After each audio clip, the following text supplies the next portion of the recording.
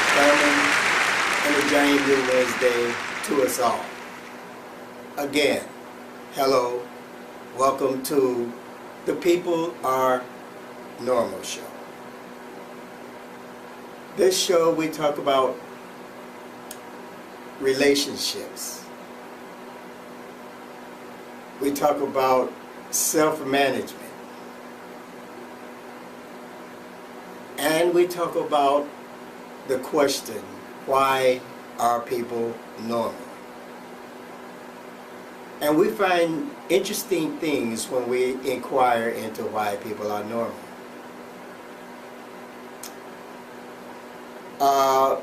Right now, I would like to congratulate the new president-elect, Mr. Donald Trump. Congratulations. Mr. Trump, I'm sure, is going to make a very efficient and competent administration.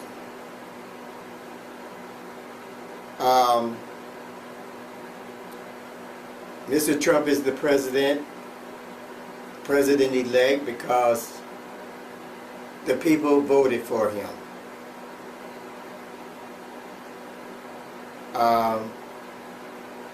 And they voted for him for a reason. Everyone has their own reason. And I'm sure he's going to make a very fine president. He has my support. I'll try to help him in any way I can. I'll try to help him. I'll be a friend to him. And I hope he's my friend. And again, congratulations, Mr. Donald Trump. Okay, right about now, I want to introduce Miss Neha DePia, a word from her, and then we'll continue into the show. Okay.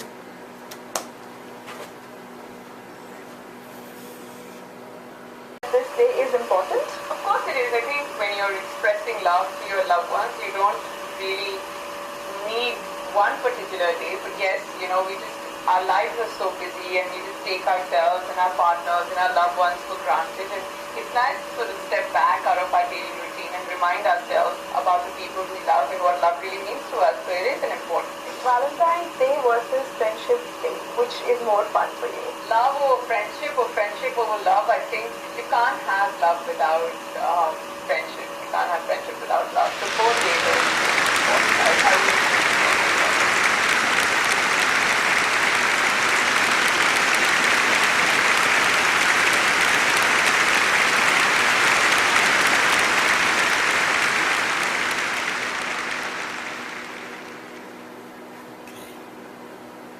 Well, hello, how are you today? I hope that you are doing well. I hope you a lot of you have been fortunate since I talked to you the last time. We delayed the show because of the elections and so forth, and we wanted to see just who was going to be the president. And again, like we said, congratulations, Mr. Donald Trump. Okay, tonight's program. Why are people normal? People are normal for a lot of reasons. People are normal mostly because they feel that they want understanding. To have understanding, to understand and to be understood by other people. That's normal. I might have my opinions about things. You have your opinions about things. And most of the time we're going to have different opinions. But our opinions sometimes are based on facts. Our opinions are sometimes based on what we wish for things to be, how we wish for things to be. Like our economy, how we wish our economy to be. But the economy is based upon facts. Facts of life. And these are things that people have to be educated about. They have to, and education is not about direct intervention all the time. It's about the learning tree. It's about learning about life. You know, that's the education. I think we talked about that before. How can I manage a quality relationship between I and me? Okay, now I have my own opinion about myself as being I am. I am a man. I am this. I am whatever. You know, long as it's good. But anyway, when I think about I, now, like I said, everybody got their own opinion. People have their opinion about that. I look up to myself first. When I look up to myself, I see many planets, like the planet we live upon, and then I wonder myself, I say, most likely there's life on those planets too. I mean, I believe that. You see, so I believe collectively all that is conscious, all that is unasleep and aware of us and aware of everything else that's going on. We are atoms. I look at myself as those are atoms up there. Those planets are atoms. You know, my body, atoms. You know, so I have to be a rational person. You know, I have to have common sense about this thing. So first, and then after that, then I can say, well, I believe certain things about that, where I can go off into my imagination. And then when I go up into my imagination about that, I become positive about a different reality about that, which forms my belief. But number one, I am an atomic person. We live in an atomic universe. That I consider as being I. But then there's me. That relationship between I and me is what it's all about. And when I say I, me, you know, we play this little game, you know. When I say I, you think of your own self. When I say me, you think of your own self, your own situation. You know, the things that's going on in your life. How you apply yourself to what's happening in your life. The decisions that you make is important about yourself. More so than any decision that you make about me. You see? I know that I must have potential. I must have the potential to be able to perform. I have to have the potential. I have to have capable capacity to be efficient in the things that I do. I know that there are certain reasons for things that I do. There are certain reasons which motivates me to do what I do. In education, I know that the people of our economic world have to be educated. They have to be psychologically, socially shaped, formed, and fashioned to develop what we call a civilized world. We all share the same education. We learn the same things in school. It's a uniformity of thought based upon reason. And what is the reason? The reason is because I am what we call a human being. But me, I agree. I agree. I agree that yes, I am a human being. But I know that as a human being, I know what a human being is all about. It's all about developing. It's all about becoming better. It's all about evolving into a higher species, a higher evolution of thought, activity, and economics. I know this, but me, I want to do what I want to do, regardless of the economics. I know that I have to provide people with education. As being one of the scholars or one of the managers or teachers or whatever, have to provide the social society with that education. I know that it takes money to educate people. It takes money because we have to live as individuals. Economically, we have to live. So it takes money to do this. So I know that I have to provide that money. We got what we call EMC. I'm quite sure you're familiar with EMC. One is energy equals mass time light speed squared. But then there's another. You know, that's energy, that's light speed, you know, that's fast. You know, that's, you look up at those stars up there and what you see it like that. You're there. You know, you're there in consciousness. You might be standing where you are right now, but you look up there and you there. You know, you understand? Now, what we have to, no. We're not talking about being so disinformed about what we're doing. We're talking about being informed about that education. We're talking about being informed about that money that they must have. Now, me, what do? And I know that the money has to be there, the education to be educated. I know that you try to educate the people the best you can. But me, now I tell you, when I was going to school, like, I didn't, and I think I told you this before, I didn't like school when I was going to school. You know, being educated, I didn't like it. You know, I'd rather stay at home, you know, and babysit.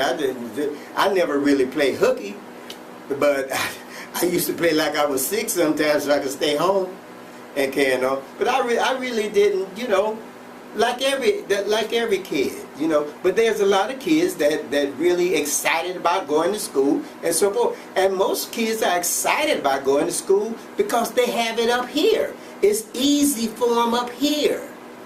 But the ones that it's difficult to learn and so forth, is then they don't feel like going to school, you know. I know this. I know that I have to look at each one and put each one in perspective. The ones that's going to be slow and maybe not even finish their schooling or complete schooling, or the ones that's going to complete, and I know they're going to complete. So I'm going to have to be satisfied with the qualified and the trained and the one that are capable of performing and learning and doing well. Me, I'm not really concerned about all that. I'm concerned about my situation, how life is revealing itself to me, my circumstances, my problems, the problems that I have to solve. But those problems that I have to solve is not because I got an education. It's because of the lack of it. You know, loss of income. Oh man, loss of income is like a demon. It's like a demon. I don't care who you are. If you got you don't even have to have a family. If you're alone, you got to have that money. That loss of income, you got to have. What shapes, form, and fashions our society?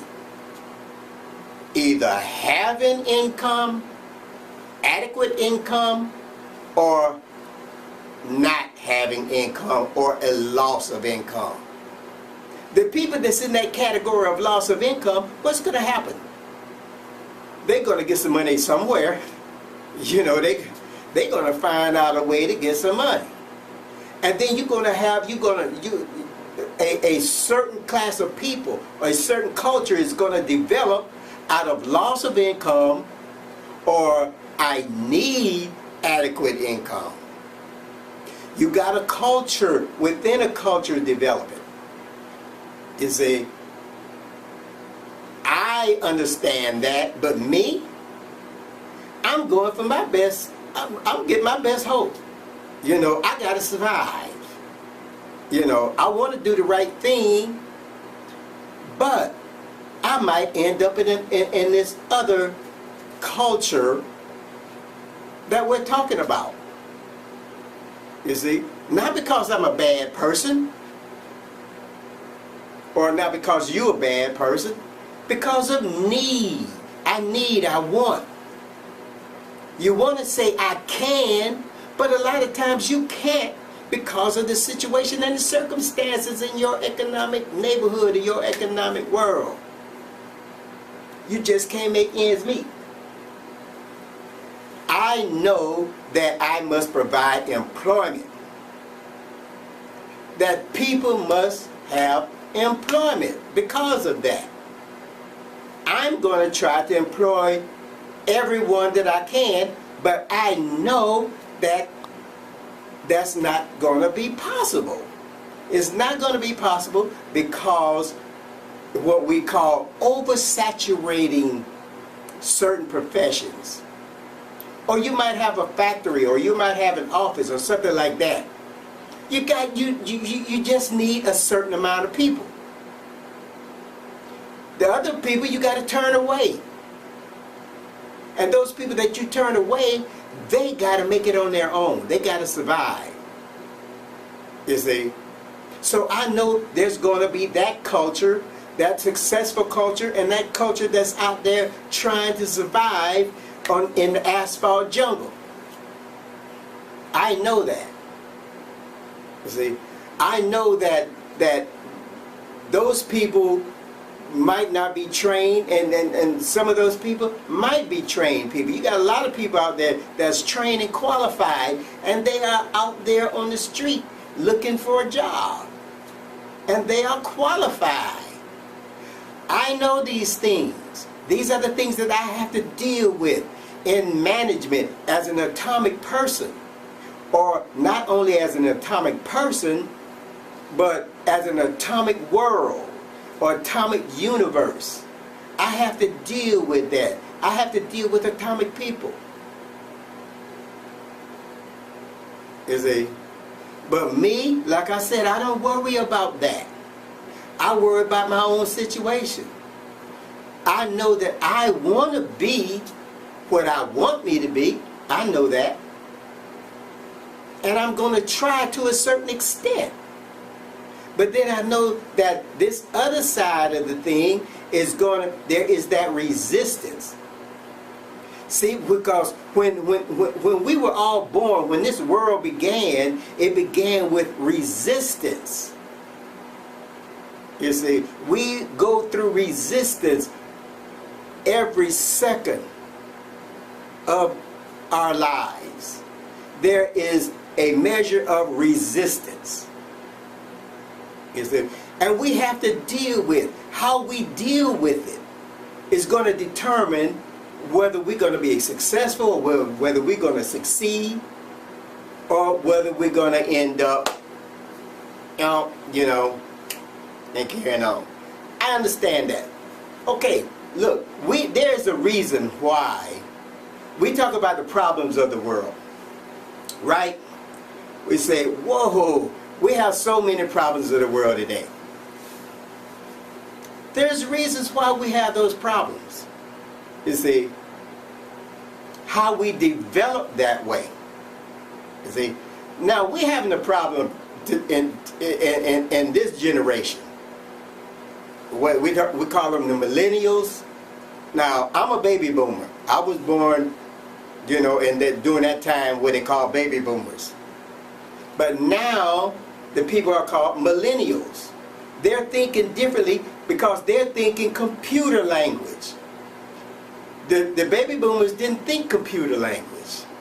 But now the baby boomers have to deal with computer language. And the millennials, they got it and gone with it. You know, I mean, that's what they are. That's their culture. They're born into that culture.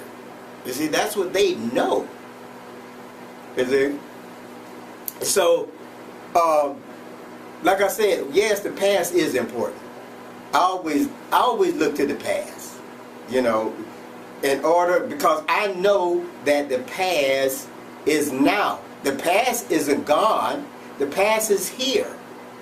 Because when I was 1 year old, now I'm 71 years old. 71 years old. Hey, I look pretty good for 71, don't I? You know why? Because I take care of myself. Like you should do too. I exercise. I eat right. And that is the past. I'm the same guy. I'm the same little kid that grew up. You know, like I said, this is I. That little kid was me. You see? Now I wanted everything for that little kid.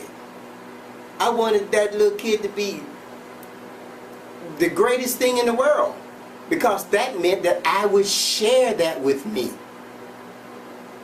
You see? But me, my environment, my friends, I want to be with my friends. I don't want to go to school. I want to be with my friends. I want to do what my friends do. You see? Or if I'm married, I want to go out with the fellas. I don't want to sit around the house and watch the TV all the time. I want to go out with the fellas. I want to party with my friends. Boom. There goes the marriage. Because I'm seeking pleasure. I'm a pleasure seeker. I was reading Eudoxus. Anybody know about Eudoxus? Where Aristotle talked about Eudoxus. He's a Greek philosopher. The greater good, or the chief good, is pleasure. People are seeking pleasure. They want pleasure. If what is good is what is best for all people, that is the good. I need. That means that what I need as a human being, as a civilized human being, is the good. Because I need. Because it is common to all men and women. What I want is not necessarily the good, but it might be pleasurable to me. You see? And this is what I'm going to seek. I'm going to seek my pleasure. I'm going to seek happiness. Okay. Like I said, we have a new president. Mr. Donald Trump. Like I said, he's a good man. I think he's going to work out. I think he's going to do. But he's going to need your help. He's going to need your help. He's going to need your help. He's going to have to be a person that listens to people. And I think he is. That's what I found about him, that he will listen to you and make his decision based, you know, and things like that. Now I'm not saying on the other side of this justice thing, and we all know what justice is. You know what justice is. Justice is the atom.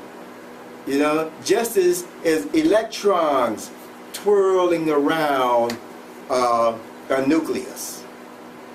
That is justice. So, okay, like I was saying before, justice is based upon that. And we go on and on with beliefs that we theorize about justice. You know, justice for all men, justice for all women, because we have a common denominator. So that's what makes our laws work for us. And those are important because you can see that things are really nice. But we have to maintain that.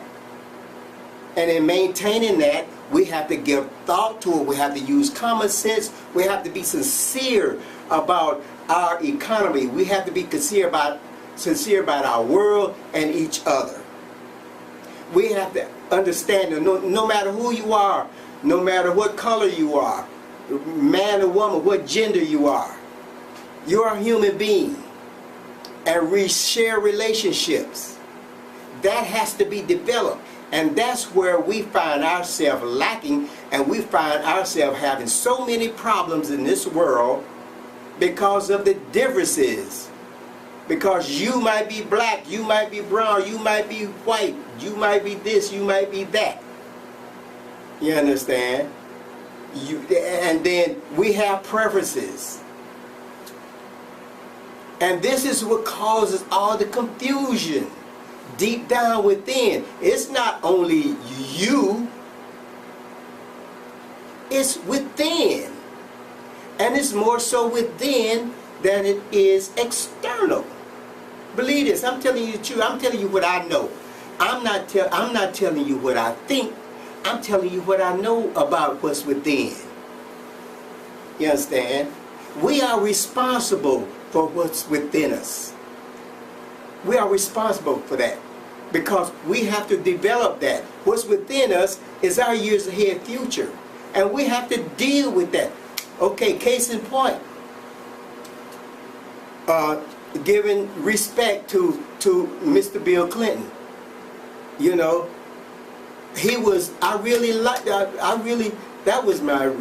what was Mr. President, as far as I'm concerned. You know, times were good. People were happy. People had vision. People was hopeful about this new world of thought.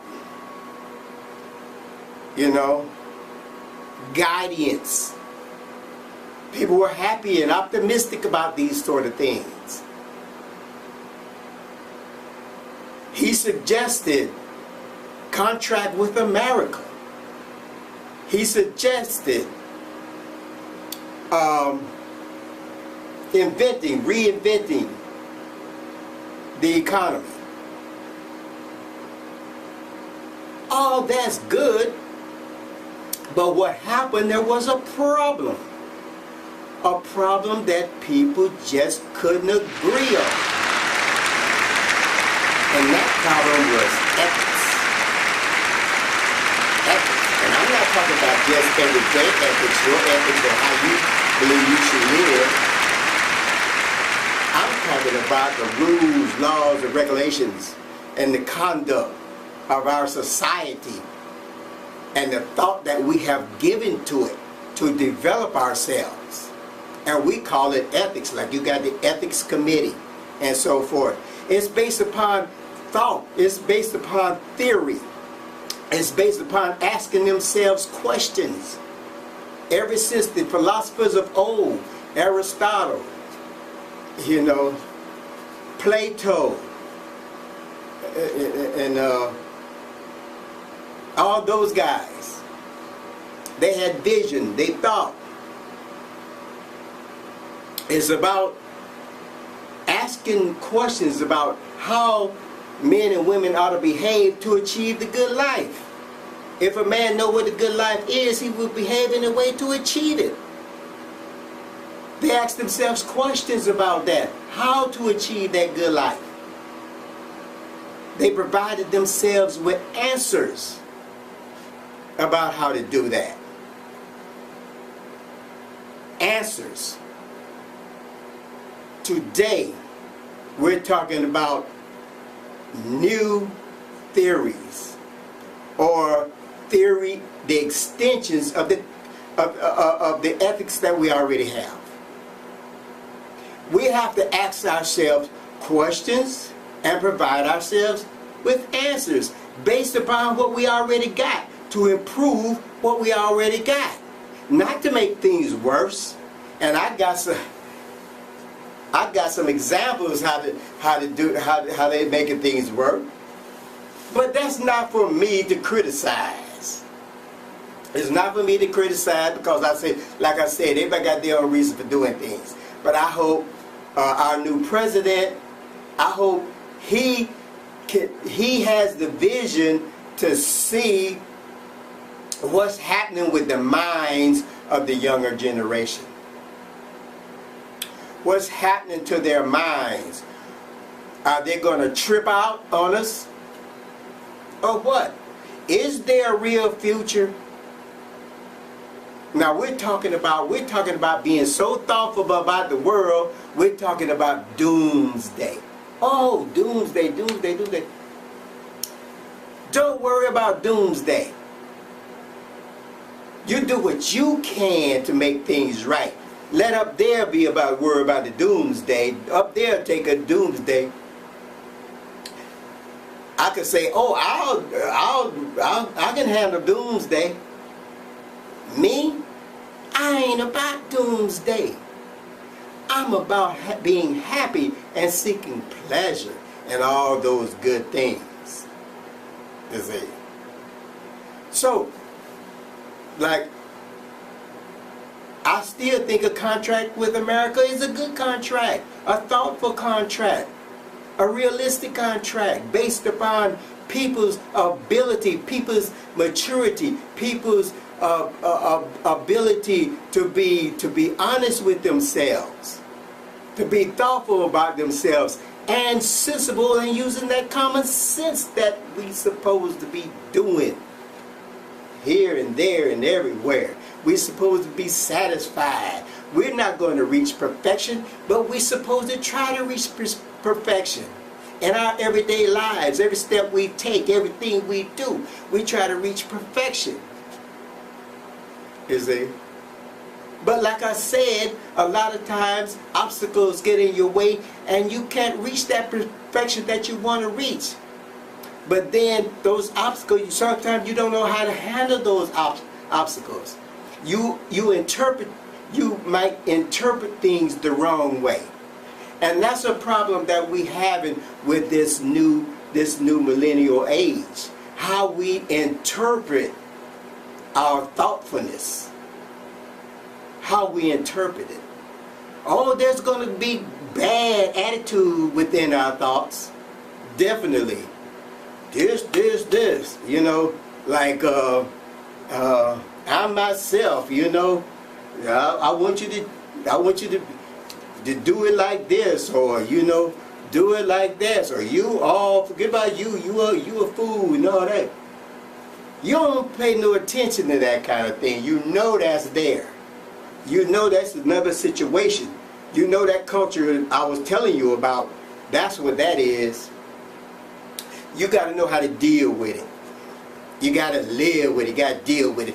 So people, hey, I hope you enjoyed the show tonight. Remember, you got to stay on top of your game. You got to toe the line. You got to say to yourself, I realize that I have to be efficient. You know, I realize that my potential is all about how I reason things. Because there is a reason for everything. And my attitude is very important because I'm determined to do what I wish to do. I'm determined to achieve my goals like you ought to be. Now I know the next 8 years, I'm optimistic about it. And I hope you are too. So this is Thurman. Until next time, and be peaceful, be happy, and do what's necessary for the good of everybody. Thank you very much.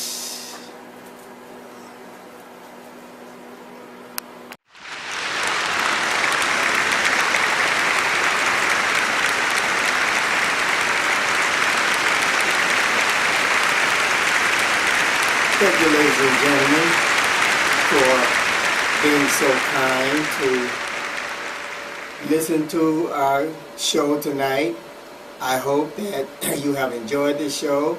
I hope that it has been a pleasant experience for you. And I hope that you continue to watch our program. And you can help us. You can help us when you purchase copies of our book. We have 3 interesting books. I don't know if you purchased your copies of each yet, but you can purchase your copy at www.outskirtspress.com and Amazon and so forth. The first book here, The Coins of Aardvark, is a spellbinder. And when I say spellbinder, really spellbinder, it's a mysterious book about the power of things. Words of power and the power of words and how it makes us do things sometimes. Then we have another book, A Giant New Wednesday. If you believe in reincarnation, being born again, doing it all over again, asking yourself the question, if I had it all over to do, would I do it the same way or would I change things? Reincarnation. If this is a very wonderful story on reincarnation, and it's a realistic story that you can believe in. And then we have They Lived in a One, about artificial intelligence, AI agents, and about their relationship with human beings and so forth. And it's a very wonderful book, very enjoyable, very pleasurable book. So for your reading pleasure, we have 3 books for you. So purchase yours whenever you can. And the holidays is coming, Christmas is coming. So, you know, if you like someone, if you know someone who likes to read books, buy one for a Christmas gift. Thank you very much, and please continue to watch our program. We want millions of audience, and we want a large audience, millions of people. And that's very good, very good. You know, millions, very good. Okay, thank you very much, and be well.